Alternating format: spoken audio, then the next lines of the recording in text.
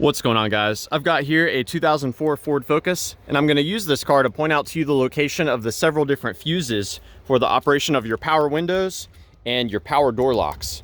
So starting with the power windows, we're going to look down here. There should be a cover here that you can remove just by pulling it out. And there are two fuses for the power windows. So fuse 55, which is right here, this 25 amp fuse, and 54, which is right next to it. So these two fuses are for the windows. 54 is for the rear, and 55 is for the front windows.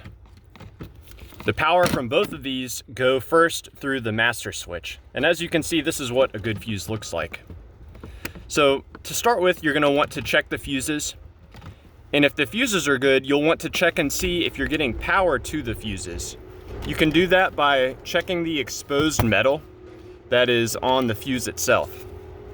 If you're actually not getting power to the fuses, you'll want to head under the hood.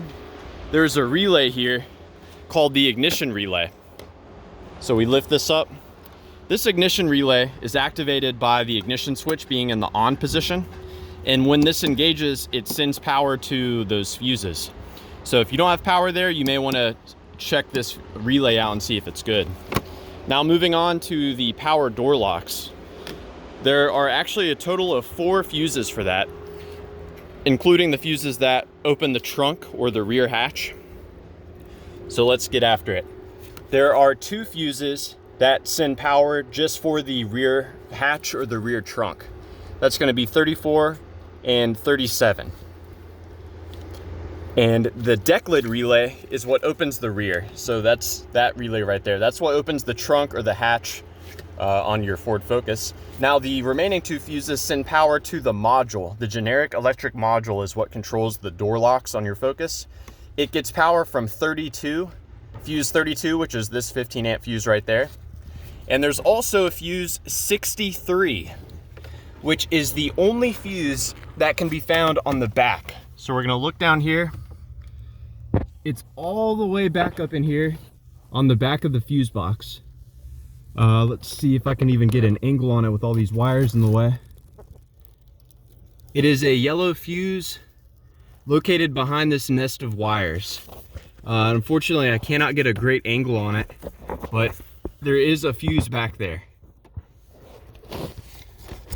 So yeah, I hope this information was helpful. One other troubleshooting step I can give to you is, every time you open and close the door, you're flexing all of the wires that are in this harness that go to the switches. So one of the first things I do after checking the fuses is I'll hold a switch in a certain position. Let's say my driver door window does not go up or down. I'll hold it down, and while I'm holding the switch, I will move the door back and forth. And if there's a certain position where I can put the door at where the window starts to roll up or down, then that's a pretty good indication to me that there might be a broken wire in here that's making intermittent connection. So yeah, thanks for watching.